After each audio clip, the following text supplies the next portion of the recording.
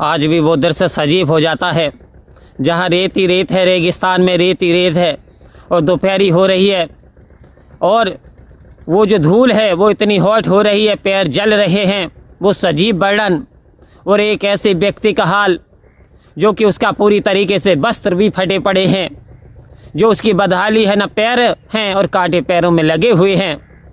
लेकिन ध्यान, लक्ष्य एक ही ओर है। कैसा लक्ष्य है? एक ही पुकार है। कैसी पुकार है? लैला लैला हाय लैला, लैला लैला हाय लैला। आओ संत महात्माओं, ये बात करेंगे मजनू की, जो कि प्रेम में दीवाना हो गया और लैला के सिवाय से ना तो कोई कांटा दिखाई दे रहा, ना दोपहरी दिखाई दे रही, ना कोई समय दिखाई दे रहा, बस मंजिल की ओर बढ़ रहा है, दीवाना हो गया लैला की याद में। तो संत महात्माओं कहते, सिमरन करते वक्त भूल करके भी ना करें ये गलतियां, वरना आपको कोई लाभ होने वाला नहीं, सतगुरु की महिमा से वंचित रहने वाले हो। आओ संत महात्माओं, क्योंकि जब डॉक्टर के पास जाते हो और जब आप दुखी होते हो, जब कष्ट में होते हो, तो डॉक्टर साहब बता देते हैं ये दवाई इस तरीके से लेनी है आपको और ये परहेज करना है आपको, चावल नहीं खाना, खटाई नहीं खानी, मिर्च नहीं खानी, तला नहीं खाना, भुना नहीं खाना। ये सारे यदि आपने बोले, यदि इन बातों का पालन किया, परहेज किया, तो दवाई काम करेगी, आप जल्दी स्वस्थ हो जाएंगे। आओ संत महात्माओं, सतगुरु ने भी हम पे बड़ी कृपा की और कह रहे हैं यानी सेवा भी काम करेगी, सत्संग भी काम करेगा, सिमरन भी काम करेगा, तेरे जीवन में निखार आएगा। क्योंकि सूरज निकले अंधेरा न जाए ऐसा कभी नहीं हो सकता, दीप जले और अंधकार न मिटे ऐसा कभी नहीं हो सकता। सतगुरु हमारे जीवन में आए और खुशहाली ना आए, अरे ऐसा कभी नहीं हो सकता।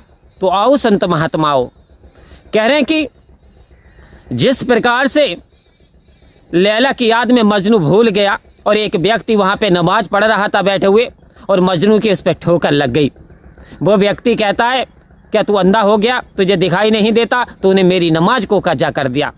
वो कहता है, ठीक कहा आपने। मजनू ने कहा, ठीक कहा आपने, अरे मैं तो लैला की याद में अंधा हो गया, मुझे कुछ दिखाई नहीं दे रहा सिवाय लैला के। लेकिन तुम कैसे प्रेयर हो, तुम कैसे नमाजी हो, जो कि यानी एक इंसान तुम्हें नज़र आ रहा है, जिसकी इबादत कर रहे हो वो तुम्हें नज़र नहीं आ रहा, तुम उसमें खो नहीं रहे। तो आओ संत महात्माओं, सिमरन करते वक्त ना करें ये गलती। कैसी गलती?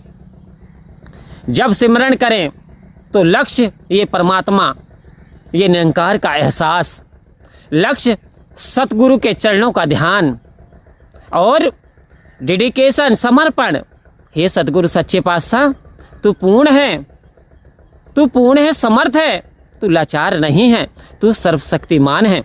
और प्रभु मैं लाचार हूँ, मैं तुच्छ हूँ, मैं लाचार हूँ, मेरा मुझ में कुछ नहीं, सो लागे सो तेरा। हे प्रभु सब कुछ तेरा है, कृपा करो कि मुझसे सिमरन करना आ जाए।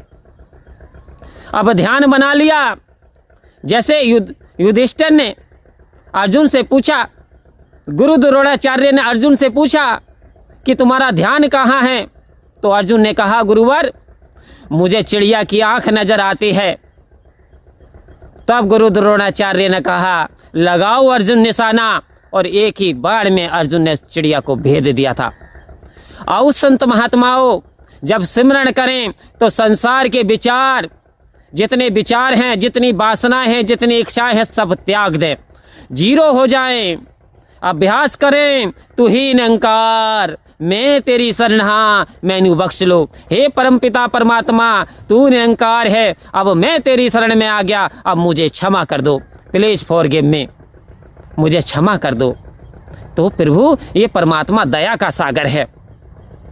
यदि आपने ये ध्यान करा है, अपने आपे को मिटा दिया है, अपने अहम को त्याग दिया है और निरंकार को समर्पण कर दिया है, और फिर लगातार आप सिमरन कर रहे हैं, लगातार आप सिमरन कर रहे हैं, कोई बात नहीं, 5 मिनट करें, 10 मिनट करें, जितना हो सके इतना करें। लेकिन आओ संत महात्माओं, इसके बावजूद सिमरन करने के साथ साथ क्या करना है? जो सदगुरु की कृपा से आपको चरणामृत प्राप्त हुआ है, वो चरणामृत को एक साफ सुथरे बर्तन में ला करके रख देना है। जब आप सिमरन करें और सिमरन करने के बाद उस चरणामृत को सबको ग्रहण कराना है, छिड़काव कराना है, दिन प्रतिदिन इस काम को करना है। तो संत महात्माओं, जो तुम्हारी समस्याएं हैं घर के, जो सुख शांति नहीं है घर में, जो बरकतें नहीं हैं, जो परेशानी है, वो सारी परेशानी दूर हो जाएंगी। ये दास का दावा है 100%। यदि आपने सदगुरु को समर्पण कर दिया है, यदि अपने आप का आपने आपा मिटा दिया है कि करन करा बनहार तू, करन करा बनहार तू, सब कुछ तेरे पास, अंग संग तुझको देख के ये दास करे अरदास। अरे तू राजा अधिराज है, मैं दासों का दास, एक तू ही निरंकार। हे सच्चे पातशाह, तू शहंशाहों का शहंशाह है, मैं तेरे दासों का दास हूँ। मेरी गलतियों को बख्श दे, मुझ पे कृपा कर दे, मुझ पे दया की मेहर कर दे। तो सतगुरु दया का सागर है, आप पे जरूर कृपा करेगा।